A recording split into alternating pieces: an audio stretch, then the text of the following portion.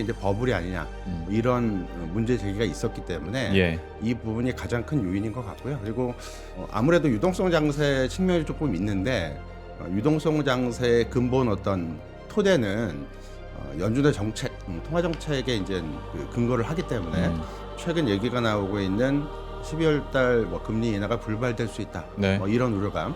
이 두 가지가 이제 겹쳤기 때문에 시장이 상당히 혼란스럽다라고 볼 수 있을 것 같고요. 여기에 또 악재는 항상 이제 한꺼번에 오기 때문에 네. 금리가 국채 금리가 많이 올랐고 예. 환율도 뭐 1,500원까지 얘기가 나오면서 많이 지금 올랐기 때문에 이런 것들이 같이 이제 그 상호작용을 일으키면서 주가가 좀 조정 국면을 보이고 있다라고 봐야 될 것 같고요. 여기 이제 외국인의 차익 실현 매물 뭐 이런 부분도 수급적인 악재로 작용을 하고 있다라고 봐야 될 것 같습니다. 가장 중요한 건 두 가지예요. 예, 심층 인터뷰 시작하겠습니다. 안녕하십니까, 김영롱입니다. 요새 고민 많으시죠? 하루에도 장중에 참 여러 갈래 고민들 많이 하실 것 같습니다. 시장이 좋고 분위기가 좋고 어떤 센티가 좋을 때면 악재성 뉴스가 들려와도 이걸 어떻게든 호재로 인식하고 호재로 해석하고 하기 마련인데, 이제 요즘 같은 시장에서는 조그마한 변동성이나 수급 상황들 그리고 악재성 뉴스에도 좀 크게 반응을 하는 모습들이 지난주부터 이번 주까지 좀 이어지고 있습니다. 낙폭에 대한 축소를 떠나서 고민 자체가 참 많은 시장일 텐데요. 때문에 이 시간만큼은 저희가 좀 대신 고민을 해드리겠습니다. 편한 마음으로 좀 들어주시면 좋을 것 같고, 과연 지금 호재성 이슈들은 어떤 것들이 있고 우리가 실제로 좀 조심해야 되는 것들은 어떤 것들이 있는지 다각도로 한번 이야기 나눠보도록 하겠습니다. 오늘 우리은행 WM그룹의 박석현 부부장과 함께합니다. 어서 오십시오. 예, 안녕하십니까? 예, 안녕하십니까. 저희가 의도한 바는 아니지만 시장 분위기가 안 좋을 때 자꾸 모시게 돼서 출연자분들도 시장이 좋을 때 나오는 걸 훨씬 더 선호하시거든요. 그렇죠. 예. 근데 이런 시장에서는 말도 괜히 더 조심하게 되고 그렇죠. 신경을 많이 쓰실 텐데 일단 출연해 주셔서 감사드리고요. 예. 오늘 시장 또 어떻게 보셨는지, 그러니까 뭔가 심리적으로도 코스피가 4천선이 무너지고 지금은 회복했다지만 가상자산 비트코인이 9만 달러가 무너지고 하다 보면 괜히 좀 움츠러들고 붕괴 정종가? 제가 어제도 멘트 통해서 많이 말씀드리긴 했습니다만은 언론사 그 기사 제목에도 막 붕괴 하니까 괜시리 좀 불안해지거든요. 우리 입장에서는. 오늘 장과 이런 어떤 주요 선의 붕괴, 하락, 이거 좀 어떻게 보고 계신지 그것부터 한번 해석을 해주시죠. 붕괴라는 단어는 좀 어울리지는 않는 것 같고요. 코스피가 올해 70% 이상 상승을 했기 때문에 조정 국면에서 약간의 어떤 변동폭이 커지는 거 이런 부분들은 좀 불가피한 부분이 조금 있다라고 봐야 될 것 같고요. 근데 약간 그 11월 초 이전 하고 지금하고 상황이 좀 다른 부분은 조금 있습니다. 왜냐하면 요번 사이클은 분명히 그 AI 투자 관련된 파생 효과들, 특히 이제 그 올해 9월 이후에는 메모리 반도체 기업들이 이제 집중적인 수혜를 받을 것이라는 기대감 이런 것들로 해서 작용을 했기 때문에 근본적인 어떤 이런 흐름의 그 기전은 AI 산업과 관련된 어떤 발전 과정 이런 것들이거든요. 근데 이런 부분들이 최근에 이제 그 투자 과잉 이게 이제 버블이 아니냐 뭐 이런 문제 제기가 있었기 때문에 이 부분이 가장 큰 요인인 것 같고요. 그리고 아무래도 유동성 장세 측면이 조금 있는데 유동성 장세의 근본 어떤 토대는 연준의 정책, 통화 정책에 이제 그 근거를 하기 때문에 최근 얘기가 나오고 있는 12월 달 뭐 금리 인하가 불발될 수 있다. 뭐 이런 우려감. 이 두 가지가 이제 겹쳤기 때문에 시장이 상당히 혼란스럽다라고 볼 수 있을 것 같고요. 여기에 또 악재는 항상 이제 한꺼번에 오기 때문에 금리가 국채 금리가 많이 올랐고 환율도 1,500원까지 얘기가 나오면서 많이 지금 올랐기 때문에 이런 것들이 같이 이제 그 상호작용을 일으키면서 주가가 좀 조정 국면을 보이고 있다라고 봐야 될 것 같고요. 여기 이제 외국인의 차익 실현 매물 뭐 이런 부분도 수급적인 악재로 작용을 하고 있다라고 봐야 될 것 같습니다. 가장 중요한 건 두 가지예요. 앞에서 말씀드렸듯이 AI 투자 버블 논란을 잘 비껴갈 수 있을까? 이 문제가 첫 번째고, 두 번째는 연준이 기존의 시장에서 예상했던 대로 금리 인하 경로를 그대로 따라갈 수 있을까? 이 두 문제가 해결이 돼야 될 것 같고요. 예. 시간은 조금 걸릴 것 같습니다. 그러면 사실 AI 투자 과잉과 관련해서 예. 진짜 시장의 센트를 단번에 바꿔줄 수 있는 게 결국 젠슨왕 형님이시거든요. 그죠. 내일 내일이요. 내일 아침에 가이던스나 아니면 투자와 함께 우리 수익에 대해서도 얘기만 좀 해주시면 예. 그 불안감이 좀 덜 할 텐데 그렇죠. 예. 이건 한번 지켜보도록 할 테고 예. 그 FMC 짚어주셨으니까 예. 말인데요. 셧다운 이후에 아무래도 고용 지표에 대한 불안감들은 여전히 있고 예. 연준 내에서도 뭐 분열이다 서로 이견들이 있다 뭐 이렇게 얘기하지만 실제로 금리를 인하할 것인지 아니면 좀 더 매파적으로 할 것인지에 대해서 여전히 안에서는 거의 비등비등하게 목소리가 지금 나오고 있는 상황이지 않습니까? 네, 네. 뭐 FMC 의사록도 곧 공개 예정이긴 합니다만은 12월 FMC까지 봤을 때 그 통화 정책에 대한 불확실성이 실제로 시장에 언제까지 영향을 줄까에 대해서는 어떻게 가늠해 볼 수 있을까요? 일단 그 12월 FOMC가 이제 12월 10일 네. 날 한국 시간으로 이제 11월 11일 이제 새벽에 이제 발표가 네. 되게 되는데 이때까지는 상당히 좀 불안한 국면. 뭐 이게 주가를 급격히 이제 끌어내리는 요인은 아니더라도 이미 뭐 금리 인하를 안 할 수도 있다라는 게 반영이 돼 버렸기 때문에 네. 뭐 그 추가적인 반영 이런 부분들은 크지는 않을 것 같아요. 근데 불확실성을 해소하기는 그때까지 가 봐야 알 것 같고 관련된 불확실성이 그러면 FOMC 이후에 사라질 것이냐 이 부분도 상당히 퀘션 마크가 좀 있습니다. 그러니까 이번에 12월 달에 당초에는 이제 금리 인하 25bp 인하가 유력하다라는 게 대부분 전망이었는데 예. 지금은 이게 이제 50대 50으로 바뀌어져 있는 상황이고요. 네. 그리고 결정적으로 어제 이제 퍼거슨 부의장이 뭐 금리 인하를 줄곧 그 지지해 왔던 인물로 평가가 되고 있는데 다소 상당히 유보적인 어떤 맞습니다. 멘트를 네. 내놨고요. 그런 부분들이 실제로 이제 금리 인하가 안 될 수도 있다라는 우려감으로 작동을 하고 있는 것 같습니다. 근데 요번에 만약 금리 인하를 안 하게 된다면 배경이 좀 궁금하거든요. 그러니까 현재 발표되지 않고 있는 지표들 그리고 앞으로 이제 발표가 되겠지만 아예 영구적으로 누락이 될 수 있는 지표들이 나올 수도 있다라고 평가가 되고 있기 때문에 연준 입장에서는 충분치 않는 경제 지표의 근거들을 가지고 통화 정책을 섣불리 결정하기가 어려울 수 있기 때문에 12월 달에 금리를 만일 동결을 하게 된다면 이게 좀 더 뚜렷한 경제 지표를 확인하기 전까지 약간 유보하고 가자. 이런 것으로 해석이 될 수도 있고요. 그렇지 않고 실제로 연준 내부적으로 고용보다는 물가 쪽에 계속 방점을 찍어야 된다라는 어떤 의견들이 실제 연준 그 투표권을 가진 분들이 그쪽으로 이제 움직이기 시작했다라고 한다면 상당히 큰 부담을 안게 됩니다. 왜냐하면 12월뿐만이 아니라 내년 금리 인하 경로에 대한 기대감이 사라질 가능성이 있기 때문에 네. 이렇게 되면 이번 금리 인하 사이클에서 연준의 최종 금리가 상당히 좀 빠르게 그 결론이 날 가능성이 있다라는 얘기고요. 이렇게 되면 주식시장 측면에서는 이게 그 급락은 아니더라도 밸류에이션 멀티플 확장이 가로막힐 가능성이 좀 있습니다. 그렇기 때문에 12월 FOMC도 상당히 중요하고요. 그 이후에 연준 통화 정책에 대한 어떤 그 논란거리 이런 부분들도 확인을 해야 되기 때문에 지금 현재는 AI 버블, 투자 버블 논란에 대한 그 얘기들이 1순위지만 점차 시장 흐름의 어떤 그 중요한 부분들은 연준의 통화 정책에 대한 어떤 불확실성 부분이 해소될 수 있을지 여기에 좀 관심이 많이 이동을 할 것 같습니다. 그러다 보니까 이 표현이 맞을지는 모르겠습니다만은 12월 FMC 전도표에 대한 시장 민감도나 관심이 좀 높아질 수 있겠네요. 이것 상당히 때문에. 높을 겁니다. 예. 네. 어떻게 점이 찍히고 그 점의 평균이 어디에 찍히는지 한번 지켜보시죠. 이거는 한번 뚜껑을 열어보도록 하겠고 또 부부장님께서는 FMC 그래서 이전까지는 좀 부침이 있을 수 있겠다라는 부분 얘기를 해주셨고요. 그다음에 이창용 한은 총재 BBC 인터뷰도 잠깐 다뤄보겠습니다. AI와 관련된 질문을 드리기 전에 지난주에 그 인터뷰 금리가 살짝 발작이라고 해도 될 정도로 충분히 그렇게 볼 수 있죠. 예 그렇게 됐잖아요. 네.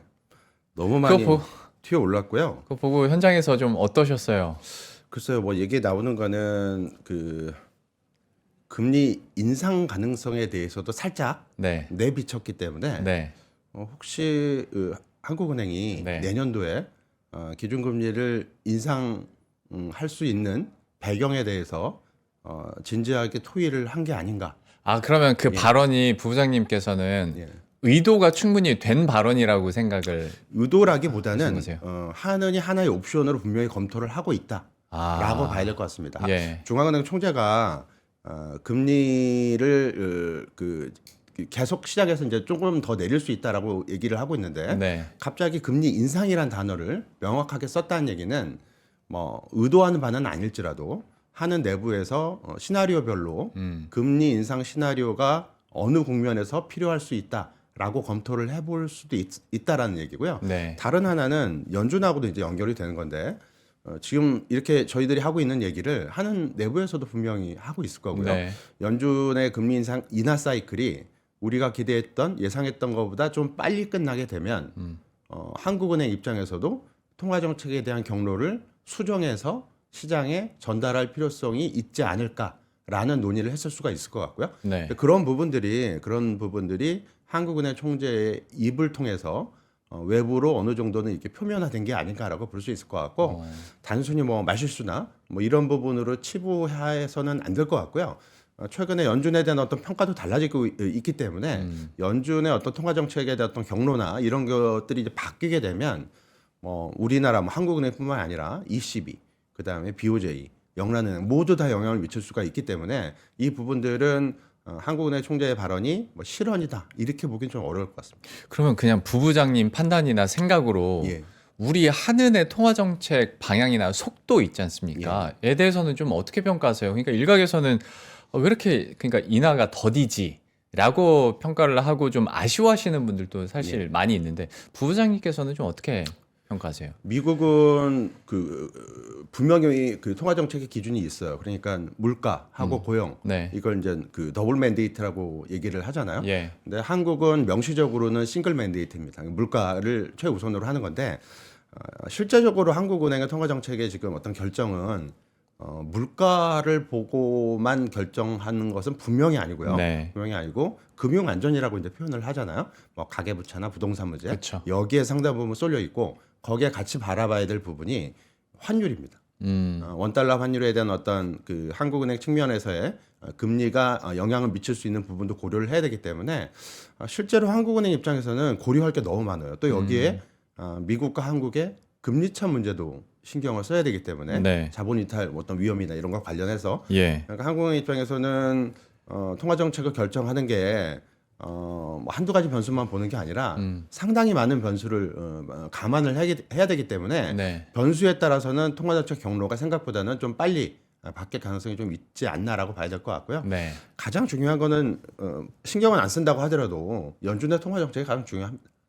연준이 금리 인하를 하면 한국은행도 그만큼 정도의 차이는 있겠지만 네. 방향성 자체는 거기에 이제 따라간다라고 볼 수 있을 것 같고 네. 거기에 이제 뭐 국내 그러니까 금융안정 부분 문제, 환율 문제 이런 거를 고려해서 이 폭을 연준하고 금리차를 폭을 좀 결정을 하는 문제라고 볼 수 있을 것 같고요. 네. 기본적인 방향성은 연준의 통화정책 경로를 따라갈 가능성이 상당히 높다라고 봐야 될 것 같고 요번에 이제 발작이 일어난 것도 연준의 통화정책 경로에 대한 불확실성이 부각이 됐기 때문. 그러니까 그 전에는 뭐 언제 할지 또는 얼마나 할지는 뭐 갑론을박이 있긴 했지만 적어도 금리 인하 사이클이 이어진다라는 거는 대부분 공감대가 있었거든요. 그렇죠. 근데 그 부분이 지금 많이 흔들렸죠. 실제로 흔들고 있고 연준 내에서도 이런 것들이 찬반이 팽팽하기 때문에 한국은행 입장에서도 그런 부분들을 고려할 수밖에 없다라고 봐야 될 것 같습니다. 이 질문까지 하면 너무 멀리 가는 것 같긴 합니다만 이것만 하고 다음 소재나 주제로 한번 넘어가 볼게요. 현재 지금 1,460원대 계속 그 이상으로 가고 있고 이런 상황에서 물론 가계부채 부동산도 생각했을 때 그것만 생각하면 하느니 지금 금리 인하할 타이밍은 못 될 텐데 그렇죠. 예. 환율이 안정되지 않는 이상 그러면 통화정책 인하 사이클은 우리는 끝났다고 봐야 되는 겁니까? 이걸 어떻게 해야 돼요? 기본적으로는 인하 사이클은 이제 연준하고 말씀드린 대로 거기가 이제 가장 중요한 변수가 될 것 같고요. 이제 환율을 이제 그 금리하고 이제 어떻게 묶느냐 이제 그 문제인데 네.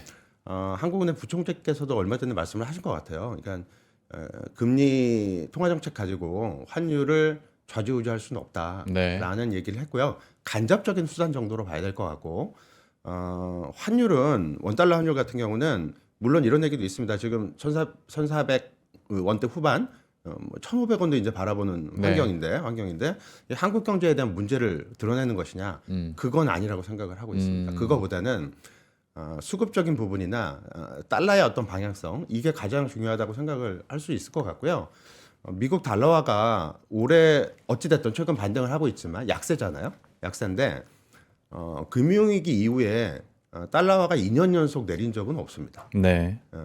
반등을 해왔다라는 얘기고 예. 가장 큰 이유는 금융위기 이후에 2010년대로 들어가면서 중국의 경제력이 점진적으로 쇠락하기 시작했고 최근에는 이제 부동산 문제가 겹쳐지면서 이게 좀 빨라지고 있죠. 네. 그러니까 미국 경제를 대체할 수 있는 대체 수단이 없어졌어요.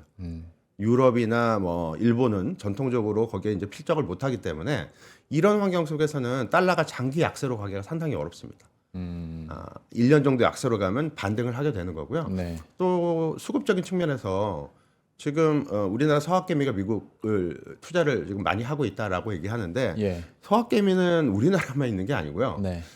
미국에 대한 포트폴리오 투자가 지금 그 3년째 사상 최고치를 지금 경신을 하고 있거든요. 주식, 채권 모두 미국 자산을 외국인들이 외국 자본이 사고 있다라는 얘기죠. 거기에 지금 우리나라가 뭐 2천억 불 직접 투자, 1,500억 불 조선업 투자, 일본은 5,500억 불, 대만은 4천억 불, 얼마 전에 어저께 얘기 나온 사우디는 1조 달러. 직접 투자까지 아까 말씀드린 건 이제 포트폴리오 투자인데 네. 기업들이나 국가의 직접 투자까지 미국에 집중이 되고 있기 때문에 이런 환경 속에서 달러가 약세로 갈 어떤 여지가 나올까 이 부분이 상당히 의문스럽고요. 네. 그러니까 이런 관점에서 보자면 1,450원, 60원 환율이 상당히 높아 보이긴 하지만 내년에 말 달러가 강세로 전환이 되게 되면 1,500원대 환율도 전혀 무리가 없는 환율 레벨이 될 수가 있다라는 얘기고요. 예. 다만 이제 이런 거를 앞에 말씀드렸듯이 한국 경제 위기라기보다는 달러의 어떤 위치 그리고 글로벌 수급적인 측면에서의 달러화 자산으로 집중돼가고 있는 어떤 수급 문제 이런 것들이 달러 강세를 일으키는 요인이 되고 있다라고 봐야 될 것 같고 그 과정 속에서 원달러 환율도 거기에 같이 연동될 수밖에 없다라는 측면으로 바라봐야 될 것 같습니다. 소위 그러니까 뭐 원화가 그러니까 자국 통화가 계속 약세를 기록하면 경제 체력에 대한 문제 얘기가 나오긴 하는데 지금 그런 건 아니고 예, 상대적으로 달러화가 좀 강하다 보니까 근데 이게 수급 구조적으로 그렇게 될 수밖에 없기 때문에 지금 이런 현상이 일어나고 있는 거다라고 말씀을 해주셨는데 내년까지도 그러니까 아무리 그런 구조적인 자체적인 문제가 아니더라도 확실히 뭐 수출 기업들에겐 좋을 수 있겠습니다만은 전반적인 경제나 그리고 우리 증시 부분에서 봤을 때는 여전히 그러면 내년까지도 원달러 환율에 대한 문제, 원화 약세에 대한 문제는 좀 우리한테는 큰 좀 부담이 될 수밖에 없겠네요. 내수 기업한테는 상당히 부담이 높아질 네. 수밖에 없고요. 대신 이제 수출 기업 네. 그리고 이런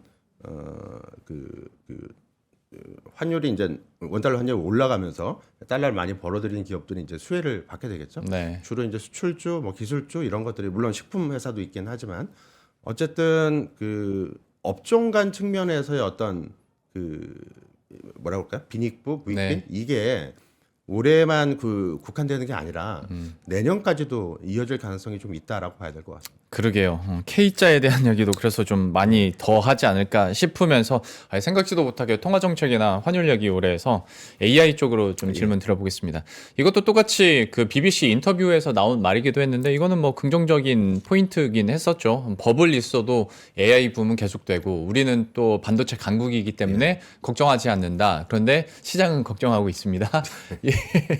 이 괴리를 좀 어떻게 보시는지 AI 산업에 대해서 장기적으로 의심하시는 분들은 없거든요. 없죠. 뭐 당연히 이제 AI 산업으로 가는 거고 예. 속도도 상당히 빠르게 이동할 가능성은 상당히 높을 것 같고요. 예. 근데 이제 관건은 이렇게 주가죠.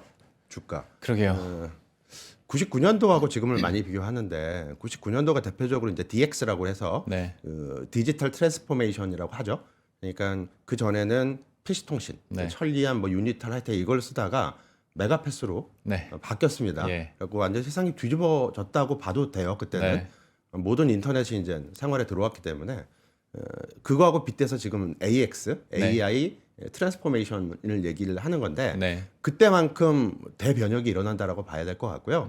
피할 수 없는 현실이고 여기에는 이제 적응을 다 해야 될 것 같습니다. 근데 중요한 거는 99년도에 그 본격적으로 그 시작이 된 거잖아요. 예. 그리고 이제 장기간 이제 이게 다 이제 바꿔놓은 건데 네. 주가 고점은 99년도였어요. 그러니까 지금도 AI 시대로 바뀐다. 계속 바뀌니까 AI가 계속 갈 거다. 이 얘기하고는 약간 다른 주가 그렇죠. 흐름을 네. 99년에 기록을 했다라는 얘기입니다. 물론 예. 99년도에 뭐 그때는 뭐 닷컴 버블 업체들이 외부 조달 자금을 많이 끌어왔기 때문에 네. 버블 붕괴로 이어졌고 지금은 빅테크 기업들의 어떤 자체 자금, 예. 물론 회사채 발행도 좀 하고 있긴 하지만 여전히 돈을 많이 벌고 있거든요. 예. 그렇기 때문에 그때하고는 좀 다르다라고 얘기는 할 수 있는데 네. 중요한 건 주가는 항상 빨리 움직이고 심지어는 모든 경제 지표나 기업 실적보다도 1년 빨리 움직이는 케이스도 많이 나와요. 그렇기 때문에 올해 그렇고 내년에 정말 더 좋아진다 놓고 봤을 때 만일 주가가 1년 선행을 한다면 지금 나오고 있는 어떤 변동성 이런 것들이 혹시 주가 고점에서 그 일반적으로 나오게 되는 변동성이 있지 않을까라는 의심을 하게 되는 거고요. 네. 이런 부분들이 상당 부분은 이어질 가능성은 분명히 있다라고 봐야 될 것 같아요. 왜냐하면 AI 버블론에 대한 얘기는 쉽게 꺼질 문제가 아니거든요. 네. 계속 반복적으로 나올 거고 공교롭게도 지금 앞에서 말씀드린 대로 연준의 통화정책 방향성도 지금 불확실성 변수로 바뀌어버렸기 때문에 예. 이런 모든 요인들을 고려하자면 지금이 설마 99년도에 기록했던 것처럼 주가 고점이 아닐까라는 우려감들이 네. 작동을 하는 거고요. 예. 이 부분이 불식될 수 있어야 주가가 다시 고점을 돌파하고 상승을 이어갈 수 있는 여건이 마련되지 않을까라고 볼 수 있을 것 같고요. 지금은 그거를 확인해 나가는 과정이기 때문에 시간이 좀 필요하다라고 봐야 될 것 같습니다. 그러니까 사실 뭐 죄송합니다만은 부부장님 그 의견에도 반박을 하려면 참 반박할 요지들도 맞죠. 참 많습니다. 예. 그러니까 이제는 AI 산업 초입 단계이고 예. 닷컴 버블 때는 차입을 해서 끌어왔다지만 그때는 돈을 못 벌면서 채권을 그렇죠. 발행했던 예, 거고 예. 지금은 돈을 그래도 벌면서 채권을 발행하니까 괜찮다라고 하시는 분들도 있는데 있어요. 예, 맞습니다. 또 주가 측면에서는 1년 땡겨서 생각하자면 진짜 그 걱정이 들 수밖에 없는 거고 참 애매합니다 그 부분은. 일단 지금 엔비디아나 예. 아니면 삼성전자, SK 하이닉스, 마이크론 테크놀로지 이런 기업들이 돈을 많이 버는 거는 네. 흔히 말하는 그 하이퍼스케일러 기업들, 네. 그러니까 AI 그 데이터 센터나 아니면 클라우드에 대규모 투자를 하고 있는 기업들이 네. 돈을 많이 쓰고 있고 네. 앞으로도 더 많이 쓸 거고 AI 산업의 발전 과정에서 이 기업들이 살아남고 이기기 위해서는 돈을 더 많이 쓸 수밖에 없기 때문에 예. 결국 이게 다 엔비디아나 아니면 메모리 반도체를 만드는 회사들 지금 최근에 뭐 DDR 낸드까지 네. 다 올라가고 있기 때문에 수혜가 계속 이어질 것이다라는 게 이제 기본적인 시각이고 네. 시각이고 이거는 분명히 맞는 것 같습니다. 분명히 그렇게 될 것 같고요. 실제 이제 그런 것들이 내년도 기업이익이 이제 그 전망치가 이제 폭증을 하면서 좀 어느 정도는 현실화되고 있다라고 봐야 될 것 같아요. 예. 근데 이제 모든 거의 출발은 하이퍼스케일러들 기업들의 투자거든요. 네. 여기서 네. 뭐 이거를 봐야 되는데 이 투자 과잉이 지금 버블 문제도 일으키고 있는 거기 때문에 2024년도에 그러니까 그 5개 업체가 있어요. 마이크로소프트, 알파벳, 그다음에 아마존, 그다음에 메타 플랫폼스 여기에 이제 최근에 오라클까지 포함해서 5개 기업이 있는데 이 5개 기업의 지난해 투자, 설비 투자 캐펙스가 2,240억 달러를 네. 기록을 했고 올해는 3,670억 달러. 조금씩 계속 늘어났습니다. 이 증가율이 무려 그 지난해는 50%인데 올해는 64%예요. 네. 그리고 내년도에는 투자가 끊기냐? 그렇지 않죠. 더 많이 투자를 할 거고요. 지금 현재 이 5개 기업 재무제표에 나와 있는 예상치를 보게 되면 내년도에 5천억 달러 투자가 예상이 돼 있어요. 이거보다 더 쓸 수도 있습니다. 한 해 우리나라 전체 엄청난- 예산을 써버리네요. 그렇죠. 예. 그리고 다음에 2027년은 이거보다 더 늘어서 거의 6천억 달러까지 늘어난다라는 거예요. 근데 재밌는 점은 증가율을 보면 예. 증가율이 작년이 50%였고요. 네. 올해가 64%입니다. 증가율로 늘어나요? 그만큼 그 집중적인 대규모 투자가 경쟁 상황 속에서 서로 지지 않기 위해서 투자가 일어나다 보니까 50% 증가율도 상당히 높은 건데 네. 올해는 64%까지 증가를 한다는 거거든요. 네. 근데 내년은 금액은 5천억 달러로 늘어나는데 증가율은 36%가 되고요. 네. 2027년에는 증가율이 16%가 되게 됩니다. 16%. 그러면 앞에서 말씀드렸던 1년을 땡겨온다 주가가 놓고 네. 봤을 때는 주가 고점이 2026년에 나올 가능성이 높다라는 얘기고요. 2026년이 그게 연초가 될지 연말에 될지 그거는 알 수가 없습니다. 알 수가 없겠지만 AI 캐펙스 사이클의 어떤 모멘텀 측면에서는 올해가 최고점일 가능성이 이 증가율 측면에서 네네. 왜냐하면 올해 64%인데 내년 예상치가 36%니까 물론 여기에 변수가 하나 있어요. 하나는 흔히 말하는 추론의 시대, 예. 인퍼런스 쪽으로 들어가서 인퍼런스 관련된 투자를 더 많이 해야 되는 상황이 벌어지게 된다면 지금 예상되고 있는 5천억 달러가 아니라 6천억 달러, 7천억 달러까지 금액이 늘어날 수가 있죠. 네. 실제로 빅테크 기업들이 돈을 버는 캐시플로우를 보게 되면 일부 기업은 문제점이 드러났어요. 오라클은 이미 그 캐시플로우에 문제점이 생겼고, 네. 그리고 그 메타도 그 프리 캐시플로우가 올해하고 내년도 2년 연속 이제 줄 거라고 보고 있거든요. 그렇지만 마이크로소프트, 알파벳 이런 회사들은 무지무지하게 돈이 많기 때문에 네. 캐펙스를 더 늘릴 수 있어요. 예. 경쟁에서 이기기 위해서.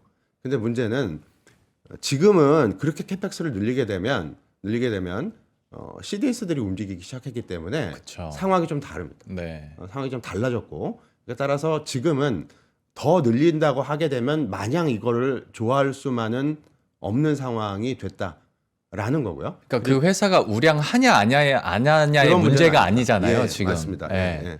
뭐 프리 캐시플로우가 투자를 많이 할 때 일시적으로 마이너스 갈 수가 있어요. 상관없습니다. 그리고 이 기업이익이 계속 견고하면 충분히 커버를 할 수 있는 거기 때문에 우량 불량의 문제는 아닌 것 같고 모멘텀의 문제라고 저는 생각을 하고 있어요. 그러니까 2027년도에 캐펙스 증가율이 10%대로 떨어진다는 얘기는 AI에 관련된 데이터 센터 투자가 내년도가 일정 부분 마무리되는 국면이라고 볼 수가 있는 거거든요. 그렇게 봤을 때는 지금이나 또는 내년 초에 주가 고점을 찍는다고 해도 네. 주가 선행성을 고려하자면 전혀 이상할 게 없는 이상한 건 아니다. 네, 근데 그런 측면에서 접근을 해야 되기 때문에 지금 시장을 보는 시각은 뭐 좀 조정했다 다시 또 이제 확 올라갈 거야. 내년 기업이익이 있잖아. 뭐 이런 식으로만 바라보기보다는 약간 조심성을 가지고 시장을 좀 바라보는 편이 조금은 좀 세이프해 보이지 않을까라고 보고 있습니다. 아유, 참. 그러니까 캐펙스 투자 증가율이 떨어지면 그 빈 자리를 이익 증가율로 채워줬으면 하는데 그거는 우리들의 희망회로고 1년을 땡겨서 봤을 때는 지금이 고점이라고 해도 사실 이상한 상황은 아니다. 근데 체감적으로 이상한 건 우리 한 2주 전까지만 하더라도 반도체 재고 생각해서라도 2026년 7년 상반기까지는 확보해뒀다라고 얘기를 하면서 좋아했는데 지금은 또 분위기가 바뀌니까 그렇습니다. 둘 다 이해는 가는데 어찌 되는지는 한번 계속 판단을 해봐야 될 것 같고 앞에서도 잠깐 하나 변수는 있어요. 어떤 거요? 엔비디아가 예. 어떤 액션을 하느냐가 제가 그거 여쭤보려고 했습니다. 그래서 변수, 물론 내일 실적 발표도 중요하긴 하지만 예. 엔비디아는 하이퍼스케일러가 아니에요. 네. 기본적으로는 이제 팹리스잖아요. 네. 설비 투자를 많이 안 합니다. 그리고 돈은 제일 많이 벌어요. 네. 내년도 가면 그 조정 순이익 기준으로 엔비디아가 글로벌 연간 순이익 1위 업체로 이제 올라설 가능성이 있어 보이고요. 그 이유는 이익 증가율이 높기 때문에 다른 회사들보다 네. 독보적인 회사가 될 텐데 이 회사의 그 프리 캐시 플로어가 어마어마합니다. 그러니까 몇 년 전까지만 해도 별 볼 일 없었는데 이 순이익이 너무 많이 늘어나다 보니까 내년 기준으로는 아마 앞에서 말씀드렸던 그 하이퍼스케일러들 빅5 네. 전체를 합친 프리 캐시 플로우에 엔비디아가 거의 70% 정도 수준까지 그 잉여 흐름을 창출을 해낸다는 얘기죠. 예. 이 돈으로 뭘 할까? 그러니까 최근에 얘기가 나오고 있는 오픈 AI 지분을 산다든가 이런 행동을 상당히 공격적으로 엔비디아 하게 되면 숨통을 트여줄 수가 있습니다. 엔비디아가 투자를 해서 네, 근데 물론 이게 순환 출자 뭐 이런 식이라서 상당히 많이 퀘션 마크가 붙긴 하지만 그러니까요. 돈이 너무 많기 때문에 이 돈으로 뭘 할까 했는데 엔비디아는 지금 보니까 오픈 AI 지분을 투자해서 네. AI 시대의 주도권을 인퍼런스에 들어가서도 자기들이 놓지 않겠다라는 의지를 보여주고 있는 것 같거든요. 이렇게 됐을 때는 엔비디아 갖고 있던 현금이 예. 외부에 풀려서 다른 회사들한테 이게 투자가 되는 식으로 가기 때문에 네. 그리고 이 돈이 어마어마하게 많기 때문에 네. 그런 상황이 벌어진다면 앞에서 말씀드린 대로 주가가 이제 뭐 고점 논란 여기를 벗어나서 다시 한번 급등세가 나타날 가능성도 있죠. 근데 엔비디아가 어떤 액션을 하게 될지는 모르겠습니다. 아, 네. 그러니까 좋게 말하면 레버리지고 뭐 창조 경제지만 나쁘게 말하면 순환 출자인 건데. 맞습니다. 그렇죠. 예. 예. 어느 고리에서 문제가 생기면 이건 진짜 큰 문제가 되는 거고. 맞습니다. 근데 엔비디아가 어마어마한 잉여 현금 흐름으로 버텨내고 오히려 선순환을 시킨다면 이거는 또 이제 새로운 좋은 변수가 될 수 있겠다 얘기해 주셨으니까 일단은 내일 새벽부터 한번 확인을 하고 어떤 얘기가 나온지 확인하고 엔비디아의 행보도 한번 쫓아가 보도록 하겠고요. 국내 이슈들도 한번 체크는 해보도록 하겠습니다. 아무래도 워낙 외교와 관련된 행사들이 많이 있다 보니까 상대적으로 국내 어떤 정책적인 모멘텀이 살짝 이야기가 많이 줄었었는데 이제 다시 나온 게 이전에도 며칠 전에도 귀뜸은 해줬었지만 정부에서 장기 투자자에게 세제 혜택을 줄 수 있는 방안을 빠른 시간에 마련을 하겠다라는 얘기가 나왔습니다. 과연 이런 정책적인 드라이브가 다시 주식시장의 모멘텀으로 작용할 수 있을까에 대해서 좀 어떻게 보시는지 이것도 궁금합니다. 뭐 충분히 긍정적이죠. 그리고 이제 세제 혜택이라는 거는 주식시장 측면에서는 즉각적인 주가 반응을 이끌어낼 수 있는 부분이기 때문에 예. 상당히 긍정적이고요. 긍정적이고 관련된 어떤 그 액션이 이제 배당과 관련된 투자가 되겠죠. 네. 그러니까 이 부분은 뭐 긍정적으로 바라볼 수는 있습니다. 근데 조금 고민이 되는 부분은 지난해 코스피 기업의 배당액이 45조를 네. 기록을 했거든요. 근데 그때 당시 이익이 한 167조 정도였으니까 뭐 배당 성향 한 25% 정도를 기록을 했고요.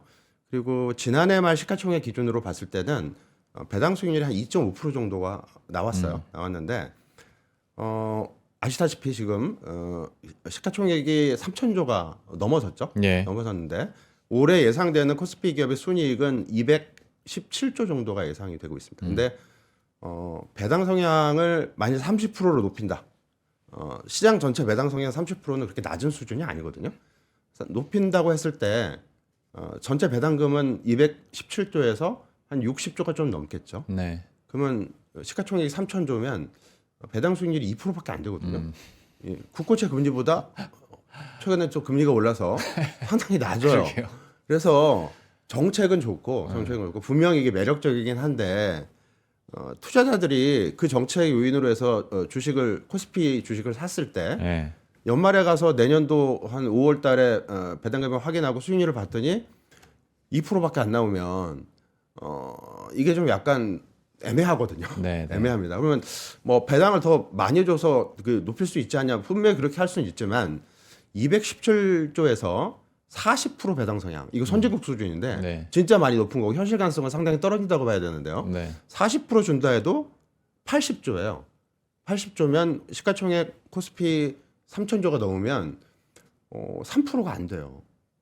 국고채 3년 금리나 10년 금리보다 이게 낮기 때문에 뭐 매력적이라고 해야 될까? 꼭 배당 투자를 해야 되나?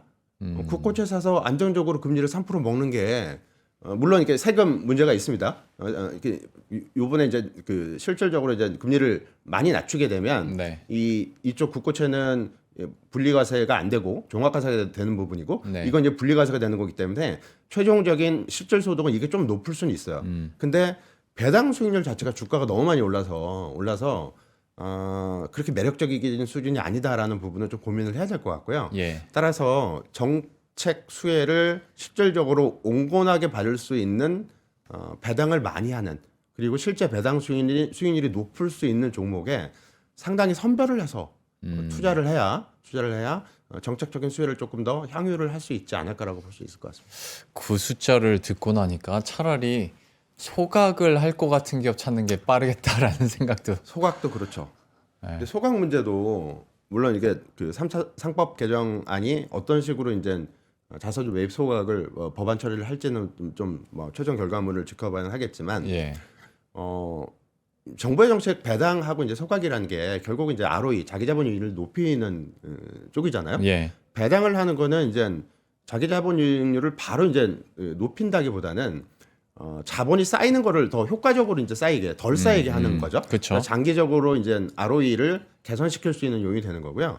자사주 소각은 바로 이게 분모값을 없애버리는 거기 때문에 상당히 파워풀한 효과가 있는 건 분명히 맞습니다. 근데 이제 밑에 있는 자기 자본, 코스피 기업의 전체 자기 자본이 올해 예상치가 한 3천조 원 정도가 됩니다. 네. 3천조 원. 소각을 얼마나 해야 될까요, 이걸? 이게 당장 이런 법안이 통과된다고 해서 그러게요. 그 비율이 갑자기 개선되는 게 아니거든요. 적어도 한 10년 동안은 쌓아가야 이게 이제 개선이 될 수 있는 거고 S&P 500 지수가 그 ROE 10%에서 지금 20%까지 올라오는데 10년이 걸렸습니다. 10년 넘게 걸렸어요. 네. 그러니까 우리나라도 이런 정책을 상당히 꾸준히 장기적으로 추진을 해서 장기적으로 코스피의 어떤 그 밸류에이션 매력 이런 걸 이제 리레이팅이라고 할 수가 있는 네. 건데 좀 장기적인 관점에서 좀 바라봐야 되지 않을까라고 보고 있습니다. 알겠습니다. 그러면 그 얘기 나온 김에 3차 상법 개정 관련해서 또 부부장님께서 보시기에 근데 이 부분은 좀 아쉽거나 이 부분은 좀 더 속도를 냈으면 하겠다라는 내용이 혹시 있으실까요? 뭐 속도는 이미 충분히 내고 있는 것 같고요.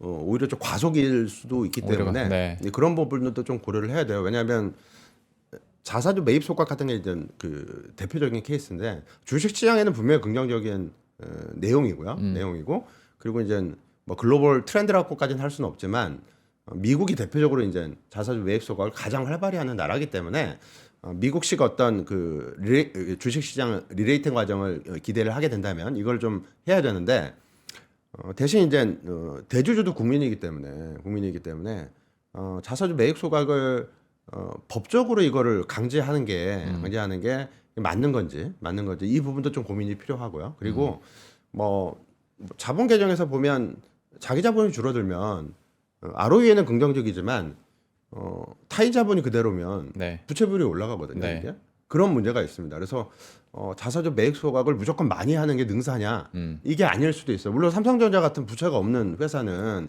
이걸 많이 해도 별 문제가 없겠습니다만 우리나라의 다른 회사들은 그렇지 않은 회사들도 꽤 많거든요. 그렇죠. 근데 그런 부분들도 같이 좀 고려해서 이거를 조금 종합적으로 접근할 필요성은 조금 있지 않을까라고 보고 있습니다. 참 첨예한 부분이고 이런 갑론을박이 충분히 있을 수 있는 문제입니다. 우리 개인 투자자분들 입장에서 마음을 대변하자면 그러니까 처음부터 애초에 좀 잘하지 그럴 수도 있겠습니다만 실질적으로 좀 문제가 될 수 있는 부분 제기를 해주셨고 그리고 한때 뉴스가 확 나오다가 워낙 주식시장이 화랑이었다 보니까 이 뉴스는 많이 묻혔는데 개인적으로 뭐 저희 회사에서도 굉장히 관심을 많이 갖고 있는 것 중에 하나가 WGBI 편입이거든요. 우리나라 국제 이제 WGBI 편입이 결정이 됐고 내년에 이제 실행이 될 텐데 사실 뭐 70조에서 80조 원에 대한 유동성 기대감들도 나오고 있고 이게 편입 시점과 함께 집행 기간도 이게 축소가 되면서 좀 집중적으로 유동성이 공급되지 않을까라는 기대감들이 있는데 또 한편에서는 이거 너무 많이 잡고 있다라고 비판하시는 분들도 있고 좀 어떻게 이걸 판단하십니까? 뚜껑을 열어봐야죠. 뭐 MSCI의 선진국 지수에 편입이 되면 돈이 많이 들어올 걸로 많이들 분석을 하고 있는데 실제로 돈이 들어올지는 가봐야 알거든요. 네. 올해 같이 만일 선진국 지수 편입이 되는데 한국 시장이 다른 나라 시장보다 너무 많이 올라서 외국인이 차익 실현하다가 나가버리면 아무 효과가 이제 없어지는 거니까 세계 채권 지수에 편입이 되는 부분도 같은 관점이라고 보고 있습니다. 내년도에 외국인이 우리나라 국채 시장을 적극적으로 콜을 할 만큼 시장이 환경이 좋냐 이런 부분들을 좀 고민을 해봐야 될 것 같고요. 그리고 다른 하나는 요번에 이제 우리나라가 내년도 예산안에 이제 심의가 들어갔지 않습니까? 이게 이제 사상 최대 규모 이제 예산안인데 근본적으로 이건 잘한 것 같습니다. 정부의 재정 충분히 여유가 있기 때문에 이거를 재정을 쓰는 거에 대해서 나쁜 건 아닌데 다만 이제 국채 발행 이슈가 있죠.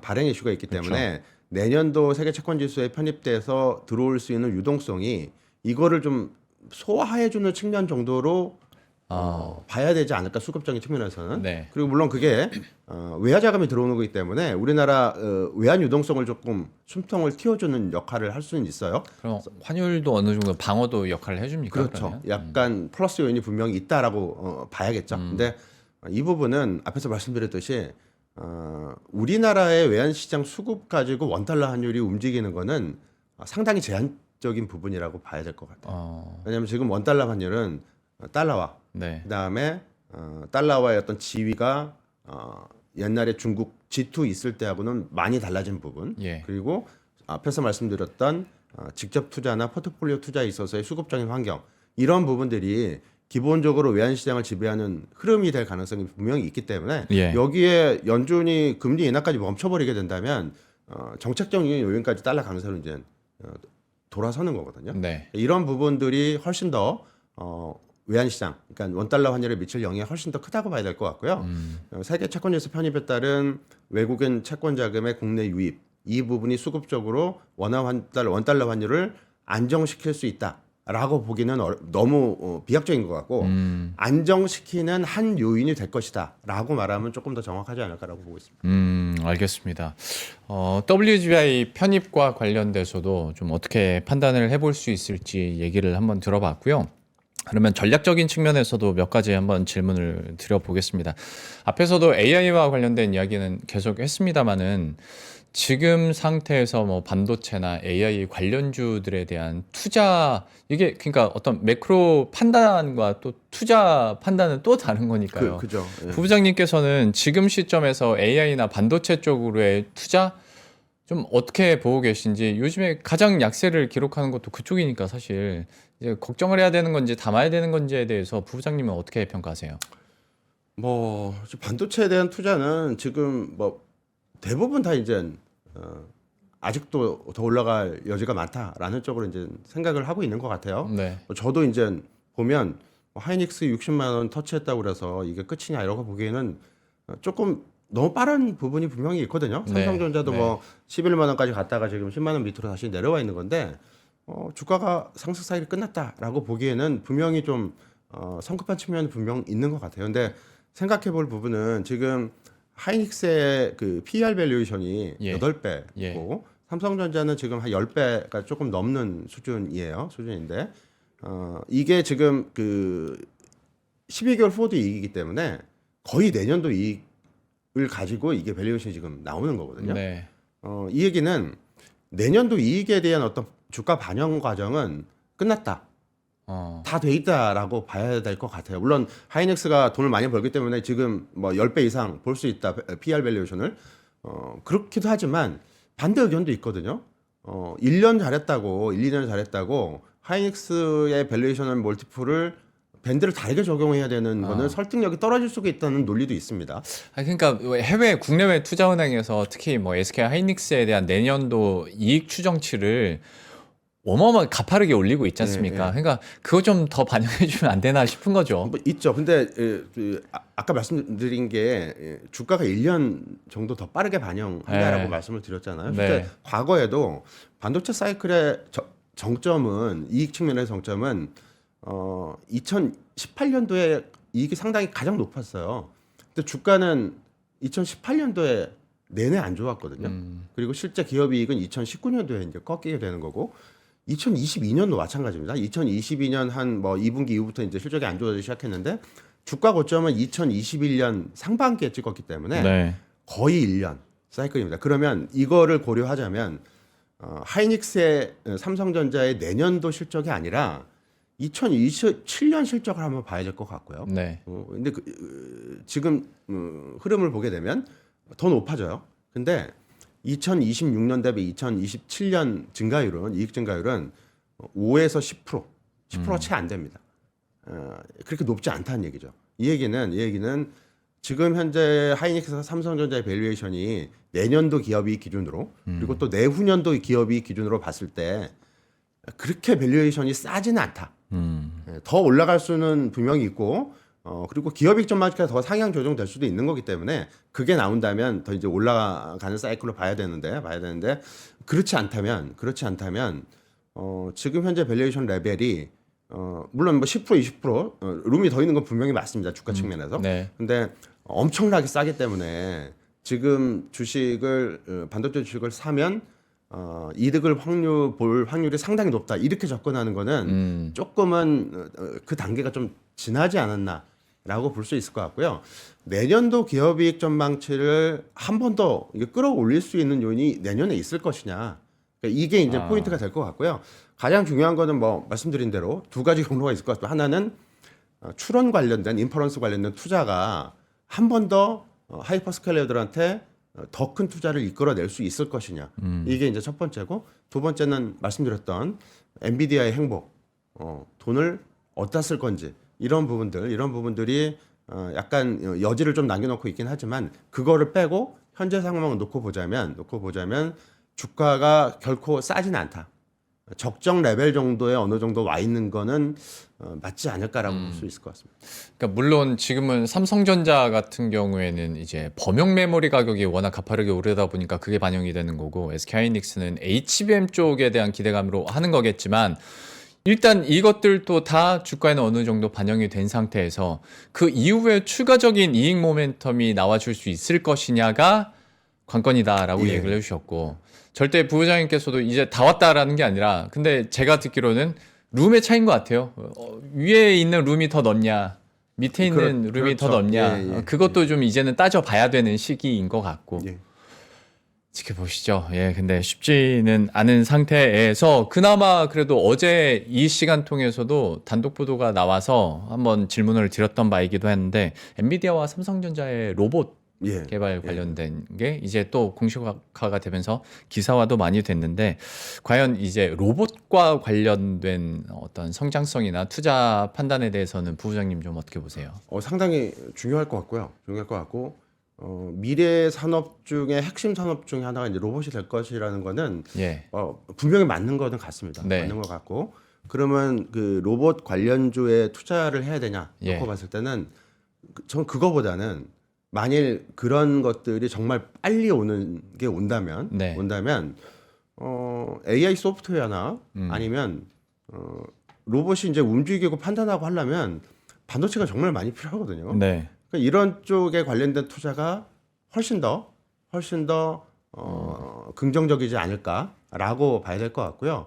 로봇 관련주에 대한 투자가 어떤 로봇 산업이 그 중요한 산업이고 앞으로 발전돼 나가는 산업이 맞긴 하겠지만, 로봇과 관련된 기업의 주가가 많이 오를 수 있는 것들은 일부 핵심 기업 몇 개에 제한이 될 것 같고요. 지금은 액추에이터 정도 기술력 갖고 있어서 숫자 나오는 정도? 그렇죠. 그런 것 같습니다. 오히려 그거보다는 로봇이 정말 많이 소비가 되고 많이 이제 생산이 되게 된다면, 예. 여기서 수혜받는 거는 그 AI 소프트웨어. 그리고 특히 이제 그런 거죠. 그러니까 AI를 이렇게 적용을 시키는데 되게 이제 이거를 효율화해야 되잖아요. 네. 예.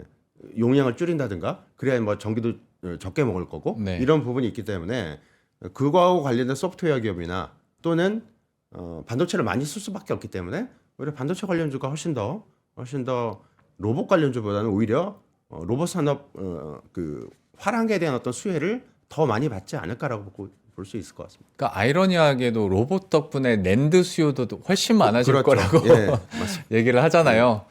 들고 도는 거긴 합니다만은, 하다 보니까 지금으로서는 로봇 자체에 대한 투자보다는 AI 소프트웨어나 예. 그리고 여기에 들어갈 반도체에 대해서 보는 게 더 낫지 않겠냐라고 얘기를 해주셨고, 그러면 어떤 지금 대형주 투자와 중소형주 투자에 대해서 뭐 중소형주라고도 할 수 있고 성장주라고도 물론 할 수 있겠습니다만은, 여기에 대해서도 한번 질문을 드려보고 싶은 게, 대장주들이 좀 꺾이고 있는 사이에 손바뀜이 일어나거나 아니면 좀 키 맞추기가 나지 않을까라고 잠깐 기대가 됐었던 적이 있었는데, 시장이 전반적으로 좀 떨어지기도 하고 금리에 대한 불확실성이 있다 보니까 이 뭐 성장주들도 함께 못 가는 좀 분위기가 있거든요. 지금 뭐 반도체를 제외한다면 이런 성장성이 있는 기업들이나 섹터에 대해서 지금 사는 게 맞나에 대한 갸우뚱함이 있습니다. 좀 어떻게 여기에 대해서는 평가를 하시는지 궁금하네요. 뭐 주식시장이 뭐 올해 되게 많이 올랐기 때문에 뭐 조정 국면은 언제든 나올 네. 수가 있고 그리고 이제 조정이 그렇다고 뭐 1년, 2년 이렇게 가는 게 아니고 뭐 그럼 짧으면 침체죠. 네, 짧으면 6개월, 네. 뭐 길면 1년 미만 이 정도는 2022년도에 한 10개월 조정했거든요. 예, 예. 그러니까 그렇게는 아니더라도 한 6개월 정도는 조정이 올 수는 있다라고 항상 생각은 하고 있어야 될 것 같아요. 근데 예. 그럼 그 이후에 장의 성격이나 색깔이 중소형주나 이런 쪽 가치주 쪽으로 변할 것이냐 놓고 봤을 때는 뭐 단정적으로 얘기할 수는 없겠지만 그럴 가능성이 조금 낮아 보입니다. 왜냐하면 미국에서도 그 탑 5 종목 그리고 이제 흔히 말하는 매그니피센트 7, 탑 10 종목의 시가총액 비중은 계속 커지고 있고요. 그렇죠. 계속 커지고 있는 근본 원인은 S&P 500 지수에서 차지하는 이들 탑 5, 탑 10, 뭐 7개 종목 이런 애들의 순익 비중이 계속 커지는 과정에 있습니다. 그러니까 근본적으로 그러면 이거 바뀔 거냐? 옛날처럼 핵심 기업 몇 개들이 돈을 다 버는 게 아니고 이게 이제 얘네들이 이익이 줄어들고 다른 쪽으로 이제 펼쳐진다면 흔히 말하는 저변이 확대되는 그런 가능성이 있겠는데 가능성은 상당히 낮아 보이고요. S&P 500 지수에 10개 섹터가 있지 않습니까? 부동산을 제외 10개 섹터에 EPS 웨이트를 2027년까지 보게 되면 9개 섹터는 다 줄어요. IT만 올라갑니다. 그리고 9개 섹터 안에서도 몇 개 있지 않습니까? 그러니까 뭐 그 미디어 인터랙티브에 들어가 있는 뭐 그 아마존 있고 뭐 소프트웨어에 들어가 있는 뭐 그 마이크로소프트 이런 것들이 있잖아요. 얘네들은 또 이제 오르거든요.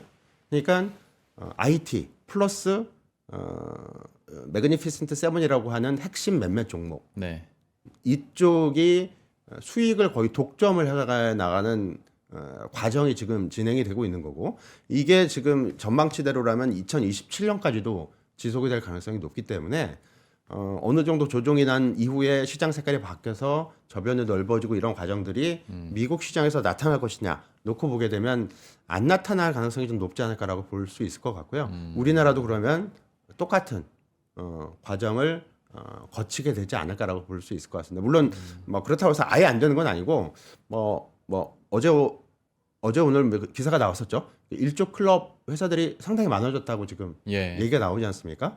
그러니까 중소형주 안에서도 스타 중소형주들이 나올 수가 있습니다. 그러니까 부품 업체들도 지금 시총 10조를 바라보는 회사도 나오고 있으니까. 그리고 효성중공업도 옛날 같은 회사가 아니죠. 보게 되면.